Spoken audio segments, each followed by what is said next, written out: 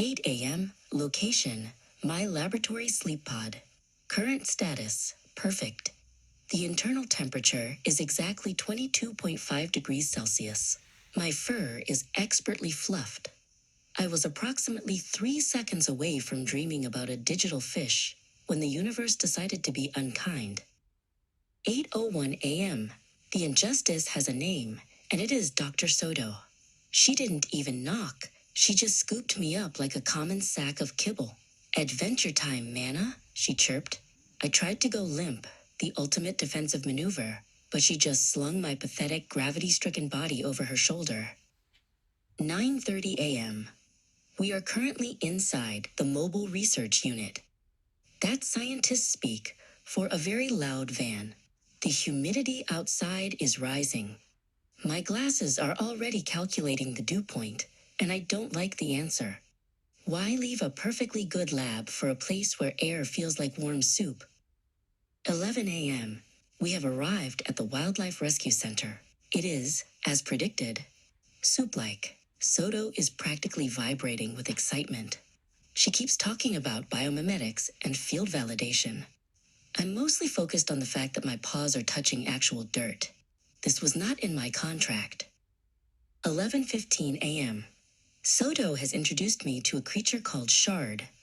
Shard is a pangolin. He looks like a pine cone that decided to grow legs and a tail. He seems to have the right idea about life. He moves slowly and looks like he'd rather be a ball. I respect the aesthetic. 11:30 a.m. Soto is geeking out. Apparently, Shard is wearing our latest lab-grown tech. Look at the integration, Mana, she yells. She's pointing at his back. I have to admit, the 3D-printed scales we designed look identical to his real ones. Except these ones are pulsing with a very faint, familiar green data glow. 11:45 a.m. Close-up on the pinecone tech. Each 3D printed scale is GPS enabled and linked to a localized mesh network. To a poacher, Shard looks like a normal animal. To our satellites, he's a walking lighthouse of data. It's stealthy. It's smart. It's, wait a minute. 12:15 p.m. I just realized the true genius of this project.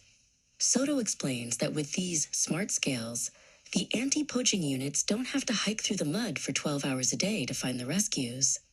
They can just sit in a climate-controlled room and watch the screen. 12:20 p.m. Tracking an animal without having to actually move your legs? Using high-tech satellites so you can stay indoors where there is air conditioning? This isn't just science, it's laziness elevated to an art form. I finally approve of this mission.